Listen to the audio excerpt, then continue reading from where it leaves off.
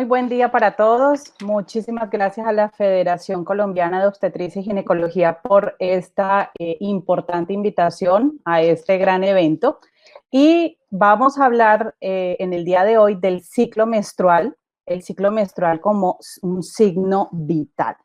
Esto es muy importante. ¿Y por qué debería considerarse el ciclo menstrual como un signo vital?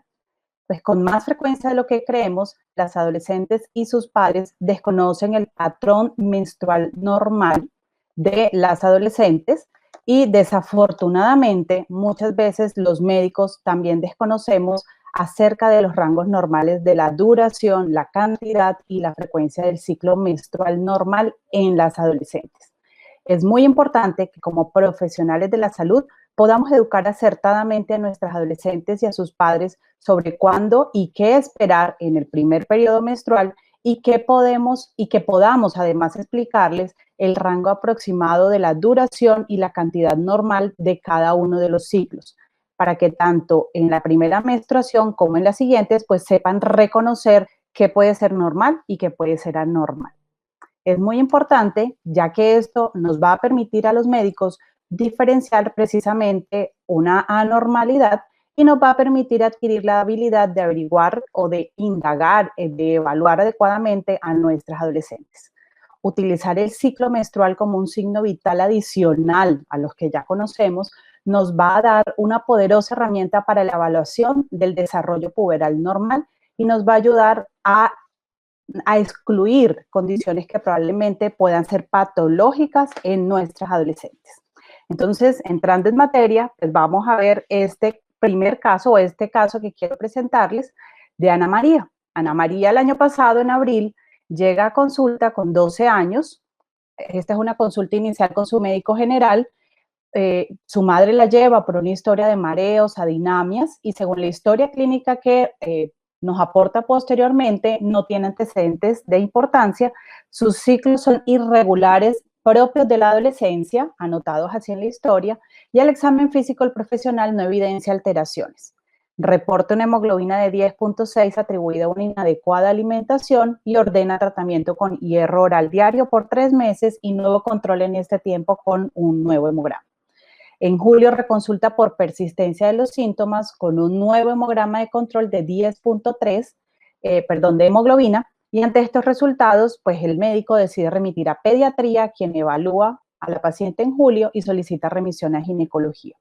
En agosto evaluamos a esta paciente que acaba de cumplir 13 años, su menarca a los 12, telarca a los 10 años y medio, con ciclos irregulares de 20 días, con 9 días de duración, cantidad abundante, no dolorosa, pero cuando tiene el periodo, pues este le impide realizar actividades cotidianas, especialmente en el colegio.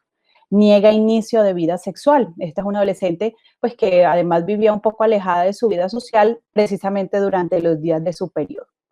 Resulta que a Ana María le ordenamos unos nuevos exámenes y miren la hemoglobina nuevamente de Ana María, 8.6. ¿Qué significa? Que definitivamente Ana María sí estaba teniendo un impacto negativo de su periodo en sus días del ciclo. Y ya vamos a hablar un poco al respecto de esto. Resulta que en general la menstruación sigue siendo un tabú en casi todas las sociedades del mundo. Según UNICEF, en el sur de Asia, 1/3 de las niñas se sienten, desconocen realmente todo lo relacionado sobre la menstruación antes de que tengan su menarca. Y en el Reino Unido, el 64% de las adolescentes o de las mujeres en general se sienten incómodas al hablar de estos temas con sus amigos hombres como tal. En esta investigación, pues relacionada con este artículo publicado en The Lancet en 2017, una diputada como tal del Reino Unido le dijo a este diario que el estigma y la falta de educación que tienen en general las niñas y las adolescentes definitivamente causan demoras en la búsqueda de ayuda médica como tal en caso que fuera necesario. Por eso The Lancet lanzó esta campaña en el 2017, en donde lo que se buscaba era tratar de encontrar un emoji que pudiera ayudar de alguna manera a que fuera un poco más fácil hablar de estos temas con la población en general o que tratara o de que se utilizara como un tema completamente normal dentro de la conversación de cualquier mujer a cualquier edad. Y es que desde hace mucho tiempo se ha escrito sobre la importancia de indagar a profundidad sobre todas las características del ciclo menstrual, precisamente para determinar la posibilidad de alteraciones o patologías relacionadas con la anormalidad de cualquiera de estas características. Y en las últimas décadas, pues le hemos dado tal importancia a estas características del ciclo o a tener en cuenta estos detalles en las características del ciclo, inclusive desde la primera menstruación,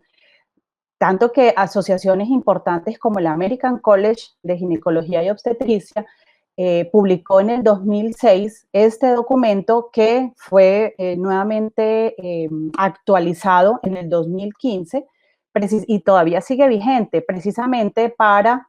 poder hablar sobre estos temas y hacer algunas aclaraciones. Y algunos otros documentos, como por ejemplo el de la Academia Americana de Pediatría, que en el 2016 pues nuevamente saca este artículo, pues también basado en ese que les mostré inicialmente del 2015 del American College. Y en esta sencilla gráfica solamente quiero que recordemos un poco lo que tiene que ver con el eje hipotálamo-hipófisis ovario, eje fundamental del ciclo menstrual, pero que si queremos entenderlo bien, pues tendremos que revisar gráficas un poco más complejas que no vamos a dedicarnos hoy a mencionarlos o a explicarlas como tal, pero esta gráfica solamente para recordarnos que el ciclo menstrual requiere de muchos detalles que permiten que se traduzca en un ciclo regular, no solamente por su periodicidad, sino por su duración y su cantidad, lo que de acuerdo a la edad de la paciente, pues nos va a permitir reconocer o sospechar que estamos ante una alteración, ya sea intrínseca del eje o bien sea de alguna otra patología sistémica que se esté manifestando en una alteración de la menstruación. Entonces sabemos pues, que en la pubertad pues, vienen muchos cambios a nivel físico y obviamente comienzan todos esos cambios psicológicos propios de la adolescencia. Pero también tenemos que recordar que estos cambios pues tienen una secuencia normal y lógica que en general, digamos, está enmarcada en unos periodos de tiempo donde el tiempo mínimo esperado para la adrenarca es alrededor de los 6 años con esa activación de andrógenos periféricos principalmente desde la suprarrenal y más o menos 2 años después, pues el inicio de la telarca, probablemente al mismo tiempo o solo unos meses después la pubarca y finaliza con la menarca, en la que se puede demorar más o menos 2 años desde la telarca hasta la primera menstruación y que simplemente nos está diciendo que se ha completado una maduración sexual y que ese individuo, esa mujer está lista para la reproducción. Muy importante recordarla porque esto hace parte fundamental de toda esa evaluación que le hacemos a nuestras adolescentes.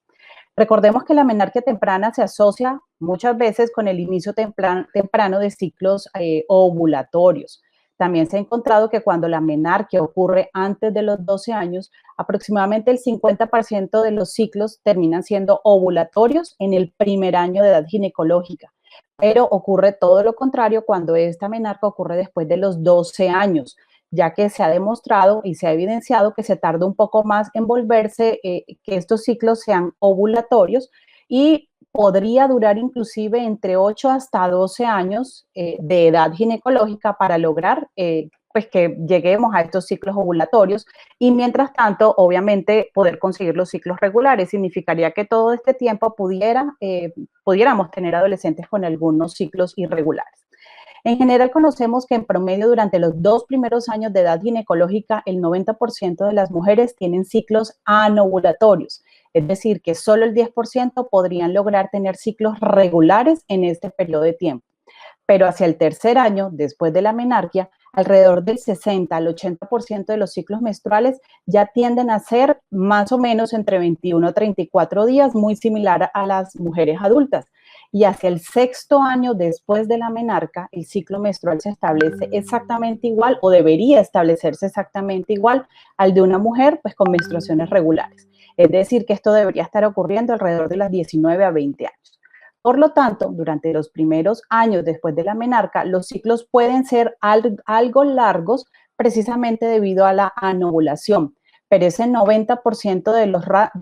de los ciclos habitualmente se sitúan dentro de los 21 y 45 días, como lo pueden ver en esta gráfica, no más allá de este periodo y no menor de este periodo, ya que si esto ocurriera, debemos pensar en que hay alguna irregularidad o alguna patología que deberíamos estudiar. Esta solamente una gráfica para mostrarles lo que algunas literaturas nos muestran sobre la terminología como tal de los ciclos menstruales, de los parámetros que debemos tener en cuenta, pero que se los muestro resumidos en esta gráfica un poco más colorida. ¿Qué significa? Que en resumen tenemos que recordar que una duración no debería ser inferior a los 21 días en adolescentes que tengan una edad ginecológica menor a 2 años. Recordemos que la edad ginecológica desde la primera menstruación, pero tampoco debería ser mayor a 45 días, que la cantidad debe estar entre los 30 y los 60 mililitros por ciclo y una duración entre más o menos 4 y 8 días, y a su derecha pues van a encontrar lo que habitualmente encontramos como normal en pues una mujer que ya tiene unos ciclos regulares. Recordando un poco que si bien puede ser un poco variable, una toalla convencional o un tampón convencional podrían contener entre 5 8 mililitros aproximadamente cada uno, pero también no olvidemos que estos elementos no se cambian cuando están totalmente ocupados. Entonces, todo ese tipo de preguntas son muy importantes cuando estamos ante una consulta ginecológica para poder evaluar realmente las características de los ciclos de cualquier mujer. Entonces, no podemos olvidar la importancia de estas características, ya que definitivamente si la primera causa en general de las alteraciones del ciclo son causas anovulatorias, precisamente por la inmadurez, pues también podemos estar enfrentándonos a otras causas que tienen que ver con algunas de las principales patologías o alteraciones que pueden haber en adolescentes a esta edad en la adolescencia. Y ya entrando un poco en materia, entonces, solamente recordar estas definiciones de amenorrea primaria, recordando que si tenemos un adolescente que a los 14 años aún no ha tenido